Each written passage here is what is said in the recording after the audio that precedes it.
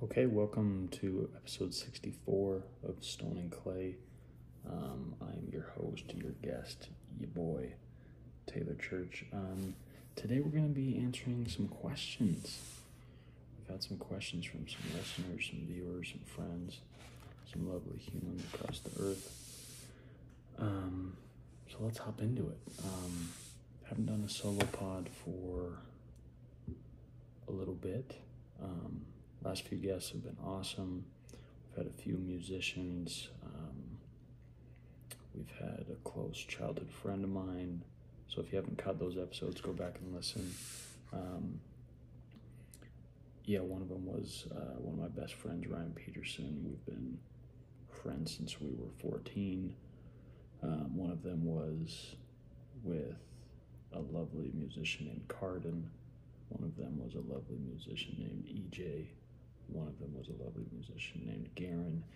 You get it, you know?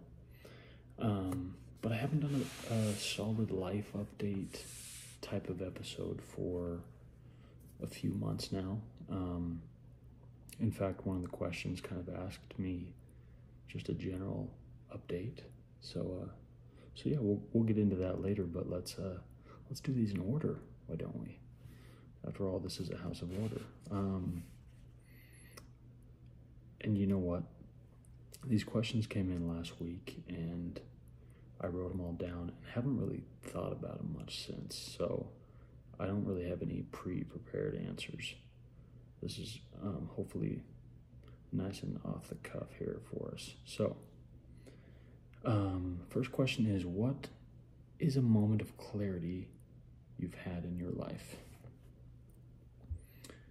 This is a nuanced question because I've had lots of moments of clarity, and if you're open to it and awake to it, I think you have moments of clarity every single day. Even though sometimes it feels like you go days and days and days where you're just walking in fog. I think clarity comes when we're open to receive it. And that doesn't mean it's epiphanic. That doesn't mean it's, giant in scope or that it's revolutionary. But clarity just means clearness, right? You see things in a new way. You see things with the clearness that wasn't there before. The fog is lifted a little bit. So,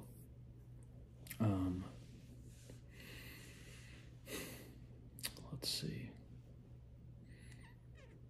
I don't know. I think for me, I feel like in a lot of ways I'm a slow learner. Like, it takes me a long time to learn life's lessons, but I feel like I'm starting to catch up. I feel like there's some wisdom that's creeping in after all these years. There's still a lot of things that I feel like I'm kind of behind on, but I feel like a lot of the clarity I've received hasn't just come upon me in a moment. It's been a gradual evolution, and maybe you recognize it in a moment. You're like, wait a second, like here's a good instance. I remember my dad was telling me this story about just kind of his life in a transitional period of our family's life. Changing jobs, moving.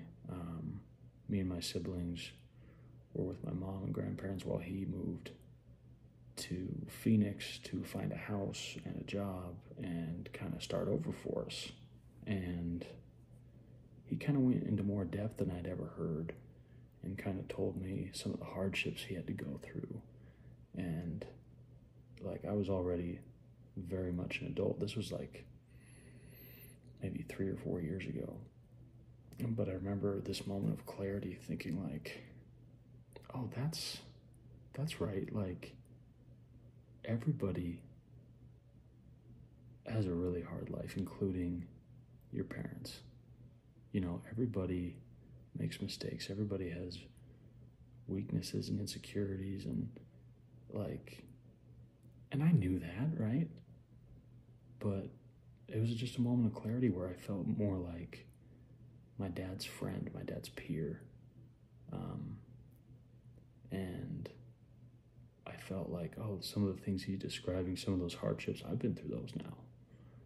And it kind of made me wish that I had given him more grace in the past. Not that there was anything I was holding against him or resentful for, but I think you, I don't know, when you're younger, like any mistakes your parents make, it almost feels like the gods have fallen from the sky and you know, but, and again, I can't even think of an instance where maybe I was lacking in grace for him, but yeah, it just made me realize how human he was and how human everyone is.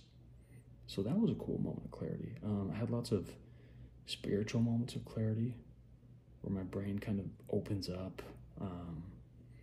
Had moments of clarity like after dating girls, you know, you think you've got it all figured out when you're seeing someone, and then, you know, some time apart, some distance, sometimes you realize, wow, that really was kind of a mess.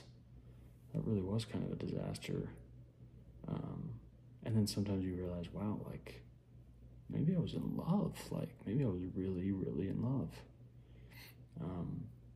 I think time will do that. Time will give you clarity.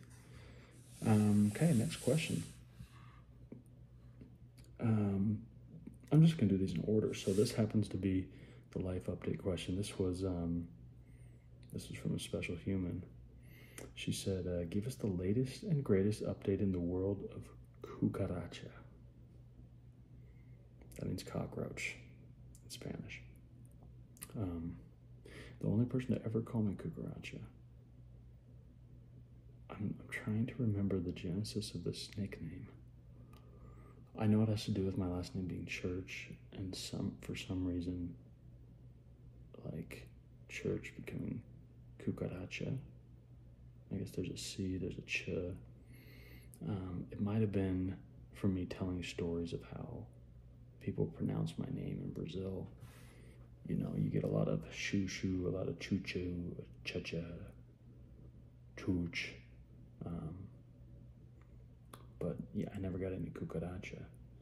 Anyway, I love nicknames. If somebody gives me a new little moniker, it means they're thinking about me. You know, it means they care about me at least a little bit. The latest and greatest update in the world of cucaracha. Let's see, with this specific person, haven't really spoken to in about 4 or 5 months, besides the occasional hello, sometimes a more truncated hi, the occasional eye glance, the occasional wave of the hand.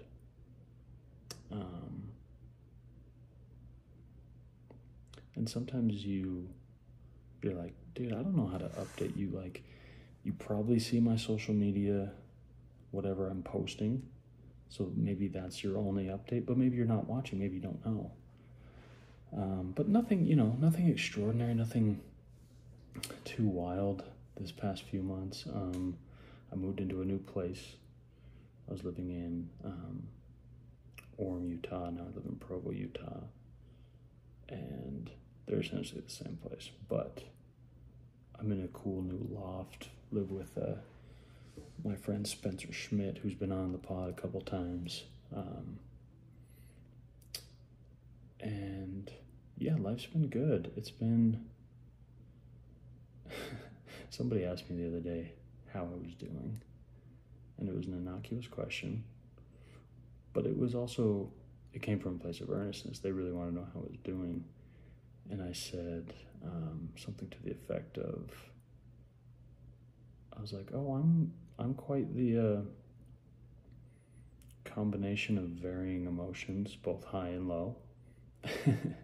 and yeah, and I'm okay with that, you know. The last few months have been difficult for a lot of reasons. They've been joyous for a lot of reasons.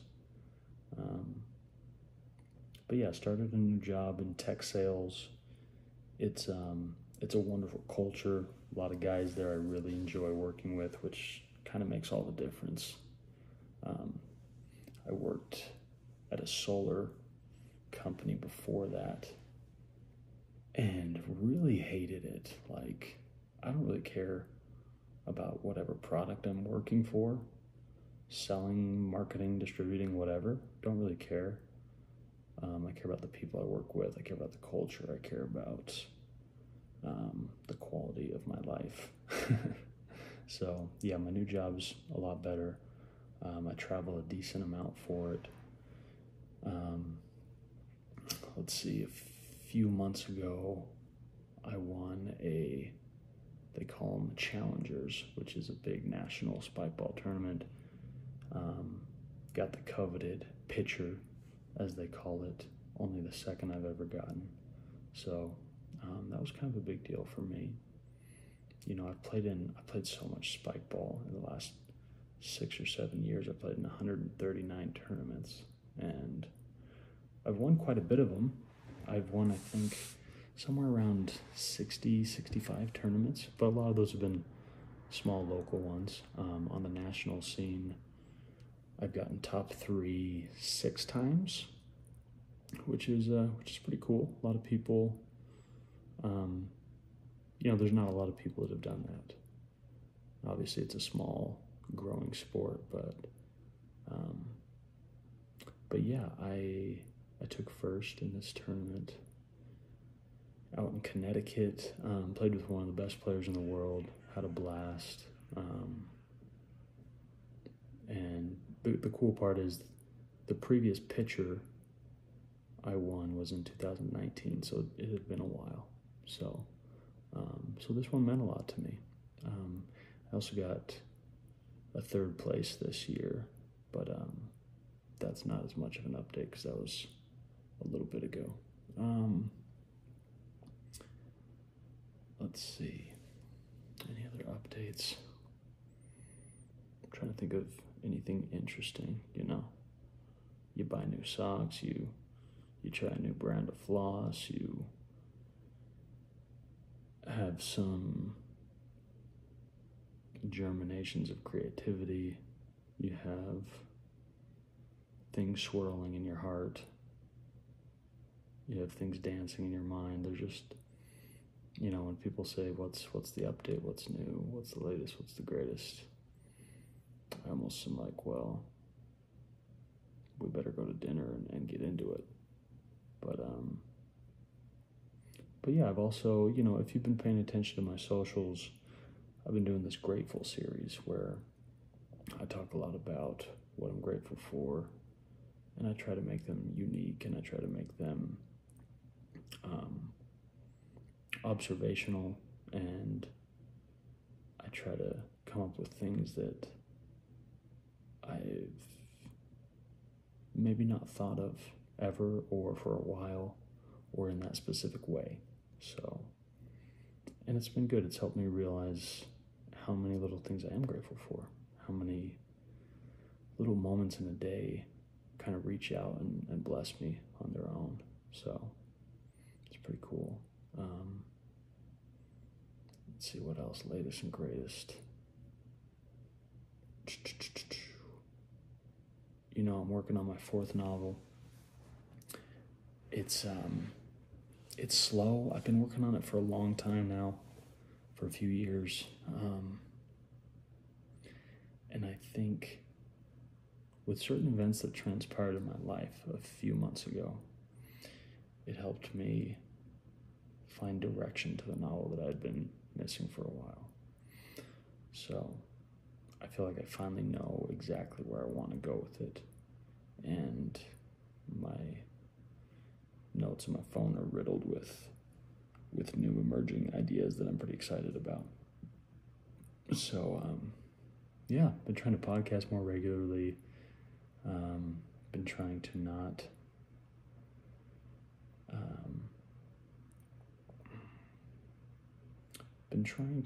focus on negative emotion when it comes, but at the same time embracing feelings and embracing moments that need to be felt and not swept under the rug. So a bit of a balance, I suppose. But yeah, all good. Thank you for the person that asked that. She didn't have to do that. Next question, biggest misconception about you? Let's see. I would say most people, if they don't know me, they're just going off of appearance, they're going off of vibe or whatever. They're going to make the assumption that I smoke marijuana and or am deeply entrenched in the rock climbing world, which neither are true. But as far as people that know me at least a little bit, acquaintances, friends, misconception.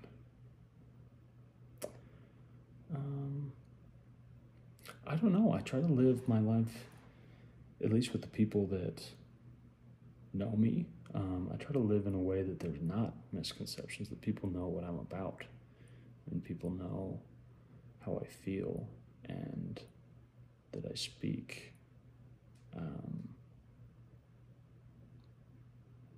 in a way that is,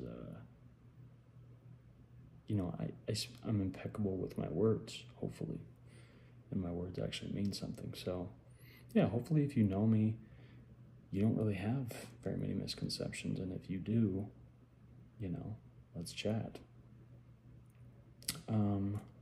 Most embarrassing moment.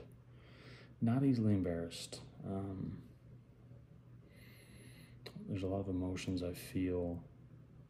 Embarrassment doesn't really come to the forefront very often. I'm sure there was moments when I was, 13 or 14 and was less secure with myself, where I was more embarrassed. I remember my freshman year of high school, we had a tradition where the freshman guys would play the varsity girls in a scrimmage every year. And, it wasn't a big deal, but, family would come and, they'd throw on the scoreboard and they'd have refs. It was a legit scrimmage. Kind of an oxymoron, but it was.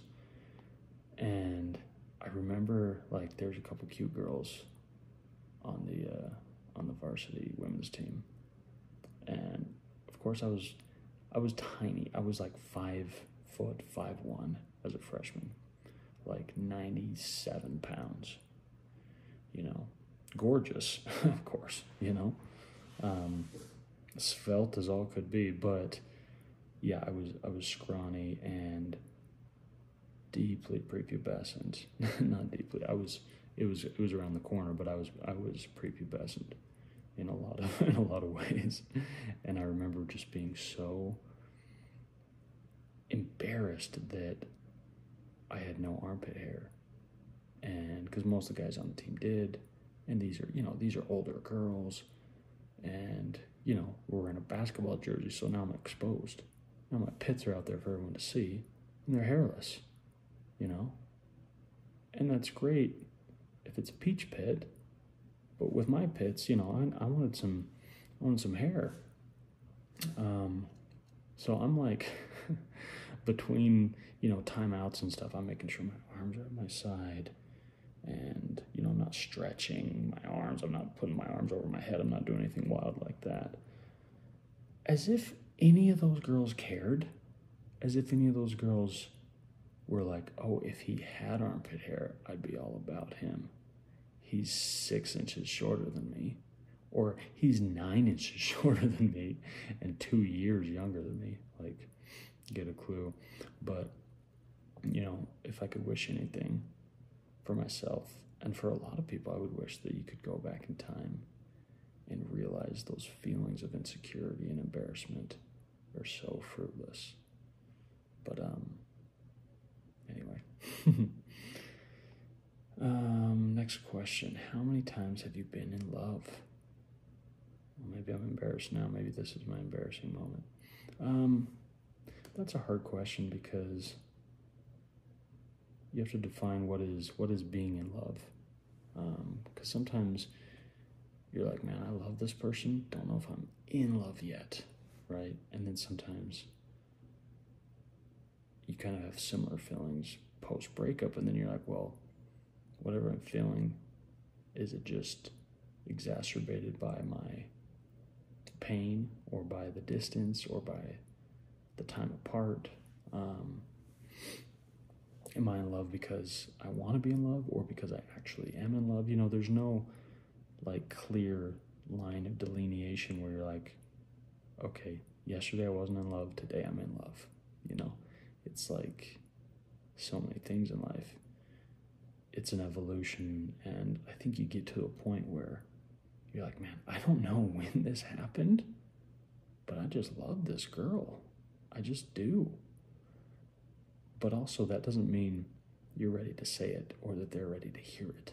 So I honestly don't know the answer, but it's probably somewhere around 3. Yeah, I'm sticking by that answer. Biggest fear. Not a very fear-based person. I worry or concern myself. Maybe I just don't like the word fear. Maybe I am very fearful. But just of being unhappy, living a life that I'm not proud of, living a life I'm not satisfied with. I fear the death of my parents, the death of a sibling, the death of my spouse or a child. Like those things, they don't rack my brain. I don't think about it a lot, but when they cross my mind, it gives me the shivers. Do you consider yourself romantic? Short answer, yes. Long answer, hopefully I walk a decent balance between being romantic when it's time and when it's appropriate, and not being a pathetic simp. And sometimes that's a hard line to walk, but you have to do it in the modern world. You can't go buying a girl flowers the second you decide you like her. You just can't do it. And even though sometimes deep within you're like, but this girl, she deserves flowers. She needs them. She needs to look at them. She needs to smell them. She's earned them. Yeah, she earned them very quickly. But yeah, you don't want to scare her. And you don't want that, that demonstration of affection to sway her one way or another. You want her to fall for you first. And then the romanticism can kind of be a byproduct, So, yeah, I can be very romantic, but I think it takes me a while to get to my most romantic. And I would say I'm more romantic in words and affection rather than like grand gestures. But listen, if a girl wants a grand gesture, she's gonna get one. But usually they don't ask for the grand gestures, And sometimes a grand gesture will get you a restraining order. It'll get you time in prison, so you got to be careful. Things you wish you knew 10 years ago. I don't know everything. I wish I knew that I could deal with certain things and they weren't the end of the world. I wish I knew that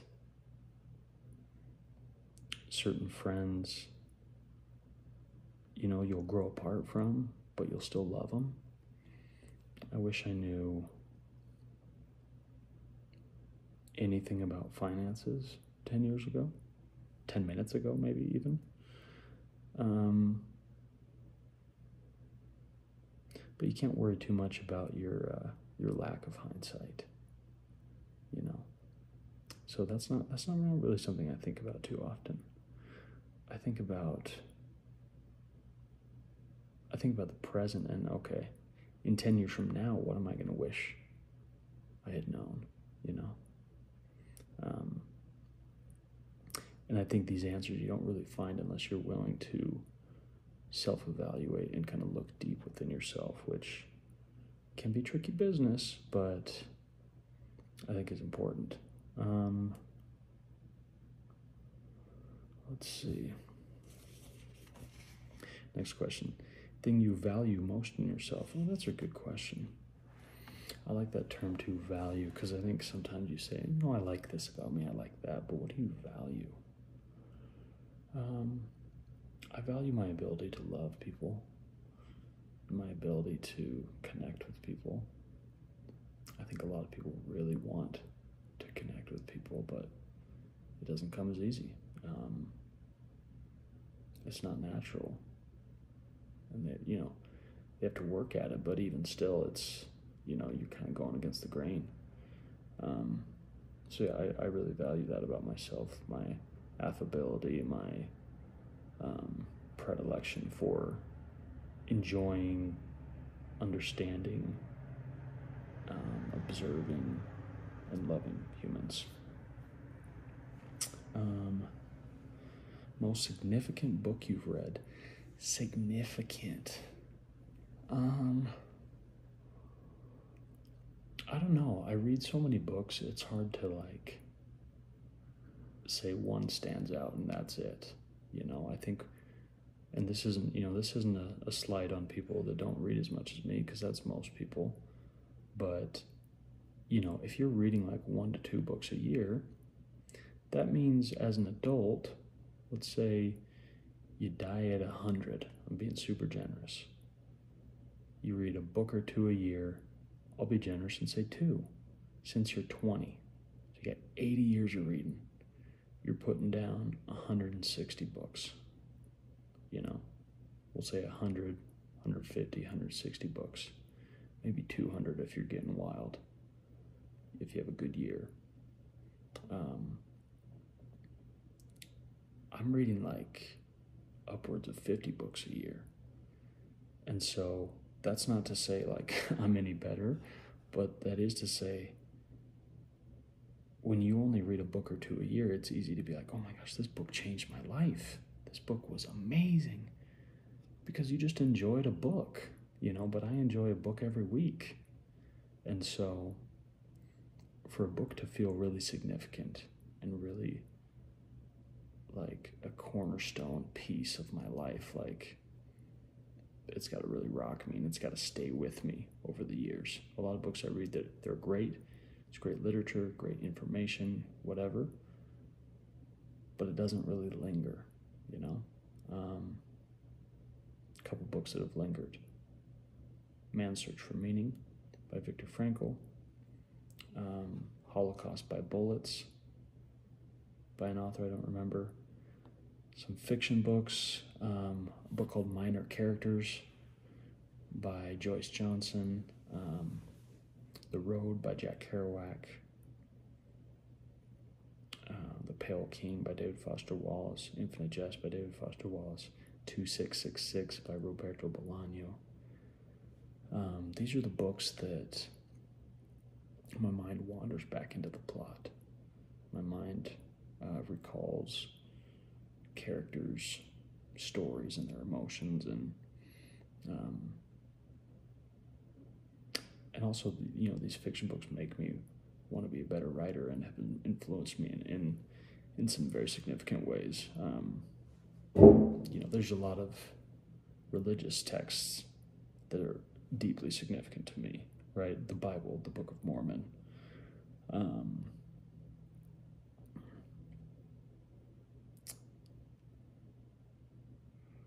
Let's see.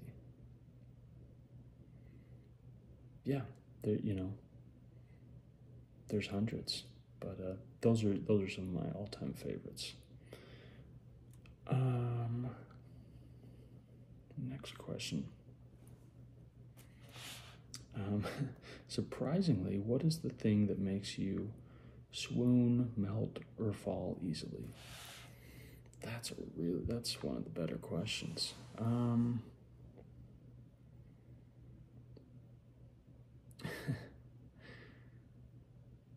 I think sometimes it's just the way a girl looks at me. And it's like, in that moment, you're like, ooh, I got her. Like, but it, you swoon because you've been looking at her that way already, and it's finally reciprocated. And when I say finally, maybe it's the same freaking day, maybe it's 2 days later, maybe it's 6 months, whatever. But there's always those moments where you're unsure, and then you get that look in their eye, and it's a mysterious look that can't really be described. It's just kind of this look that says, like, it just says, I like you, and I'm like giddy to be around you. And a lot of times you get that look like with someone you're starting to talk to, someone you're dating, you get that look like the first time you see them that day. Like they come over and they're excited and they look at you and they see you, and you can kind of just see their mind running. You can see them thinking like, I wonder what we're gonna do tonight, and like, I'm so glad I'm here, not someplace else, and I'm so glad we're like, our hands are touching, and like, you can kind of feel the excitement in them. And like, there's a lot of things that make me interested in a person romantically, but there's a moment when you start to fall, right? You start to melt. And I think the other thing is, there comes a moment for me where I realize, like, I just like hearing this person talk, I like hearing them tell me about their day, or tell me about something their brother said to them. I like to hear, like, when you're hanging out with somebody, but you're doing two separate things, but you just want to be in the same room together. So, like, they're doing homework and you're working on a poem, whatever. You're doing the dishes, they're texting their mom. But there are these little moments when they kind of forget that you're in the same room, and they become totally themselves. And maybe they're humming a song, or they're cracking their knuckles in a specific way, or they're laughing at a text, but quietly. And noticing those little eccentricities, and noticing those little moments of that person that are so them, like, that's when I start to fall, and I'm just like, everything this person does just makes me smile. It's not necessarily like a specific act that a person does that makes me start to fall. It's that person just being themselves. That's a really good question. What is a trait in a friend you wish you had, and why?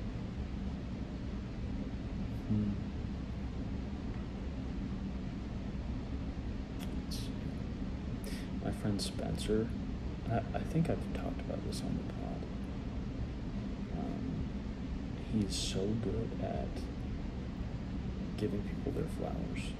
He is so good at hyping people up and being excited for them in such a genuine way. And I can do it sometimes, and I do it sometimes, and it's genuine. But sometimes, I have a friend that'll do something great, they'll accomplish something great, something awesome will happen in their life, and I am happy for them, I'm excited for them, but because of whatever I'm going through, I can't muster up that same bravado and excitement and animation that he conjures up whenever someone he loves does something good. And I've seen him, through his own struggles, but he still buoys other people up, when they do something great, and he kind of puts them on a pedestal for a moment. And everyone loves that. Everyone loves to be on a pedestal for a moment. And again, it's something that I think I do sometimes, but I wish it was more first nature for me. Okay, last question. We've been breezing through these. Last question is, have you ever planned on proposing? It's a good question, kind of connected to the how many times have you been in love. Short answer is no. I've never had to I've never bought a ring, had a date prepared in my mind and a plan. There's definitely been girls I've been dating that, my mind has raced and I've thought of how I might want to propose. But I've never been one that thinks you should hit a girl out of left field and surprise her like crazy. I think once you've decided you for sure want to get married, and you want to get married in February or next summer, and you both agree on that, and the girl tells you what kind of ring she wants, then you hit her with a surprise. But she needs to not be surprised by the window that you're asking her in, my personal opinion. So yeah, never really planned one, besides whatever crazy plans have been happening in my private mind from time to time. But that's more almost maybe that's the romantic side of me, where I see glorious hypotheticals, if we keep going down this path, just imagine, but I also think I used to be worse at that. I think when I was younger, I was too romantic. I'd start liking a girl so much after one date. But I think that's because I was fixated on the wrong things. I think I put so much emphasis on physical attraction and some other superficial things that I would quickly think oh, this girl is everything I want, which isn't really fair when you don't know the girl very well. It's easy to be impressed by a beautiful girl, by a smart girl, by a spiritual girl, by a hilarious girl. But it's hard to see all those things coalesce really quickly. Usually, it takes a little time to see them in various elements and see how they react to you in your world, in your friend groups, in your family. But anyway, well, let's wrap this up, kind of a shorter pod, but I appreciate the questions, and I appreciate everyone that listens to the pod. It means a lot to me to have a place where I can kind of unload ideas and get some of my feelings out of my brain and out of my mouth and into the microphone. So I appreciate you guys, and we'll talk to you soon.